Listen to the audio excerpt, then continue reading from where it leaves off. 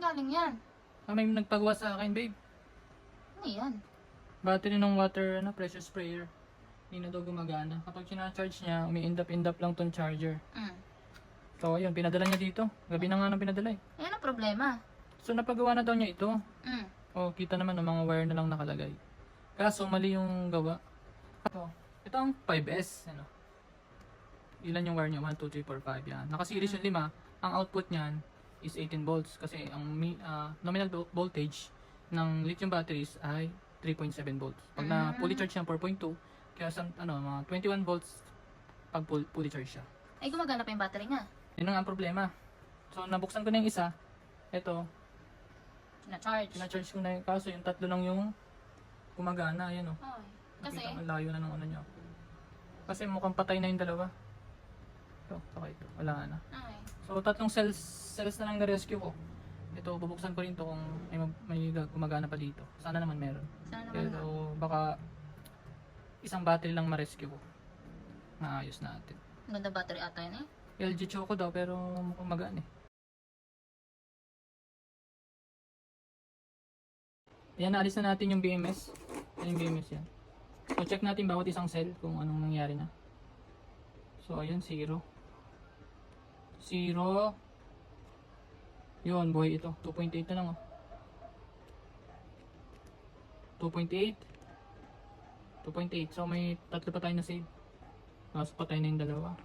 Sayang naman. Sana mabuhay pa. Minsan nabubuhay pa eh. Ito charge lang, gano'n. Charge. So, check natin. Alisin na natin itong iba. Ibig naman na mapuno. Dapat dito agad napupuno. Kung makunat siya. Charge na So, yan. yan. 2.88 volts. Nasa ano na siya. Hangganan. Ito, hindi nabuhay. 2.88. Patay na tong cell na ito. Wala yung isa. Wala din.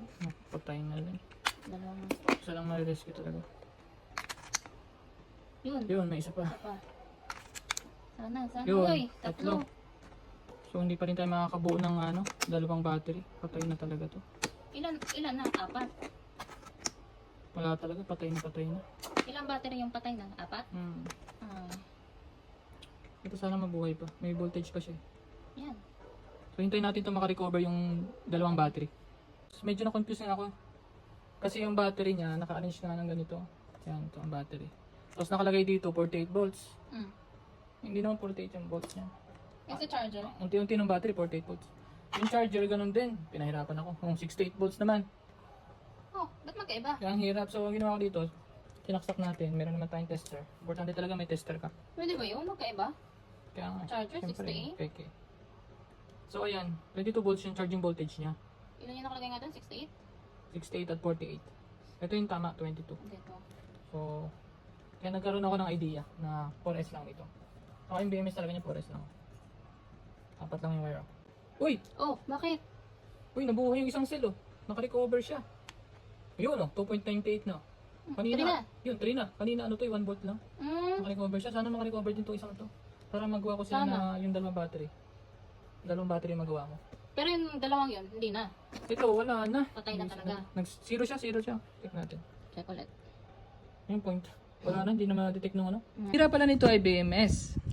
Pinadala sa atin to ng may-ari. So dapat 3 cell lang ang allowed dito para makabuo ka ng 12 volts. Kaya pala hindi maayos-ayos.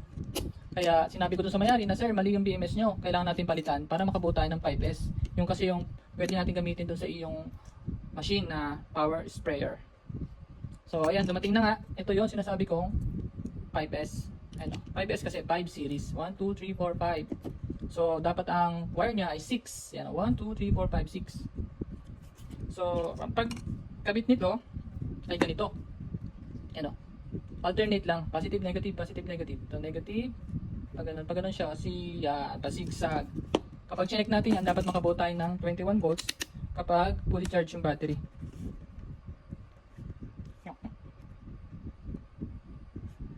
Ay, dapat sa 200 kasi overload. Yan, nasa 20 volts. Kasi ang bawat isang cell is 4.0. 3.7, yung nga lang di naka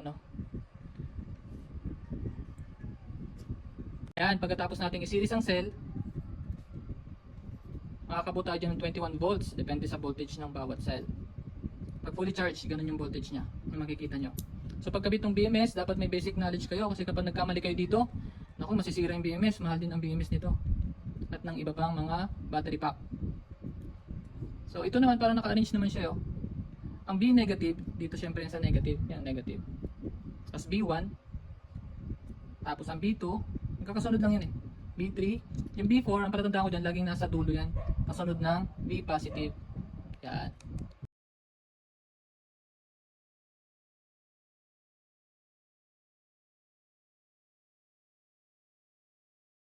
Ayan, tapos na. Ganyan lang.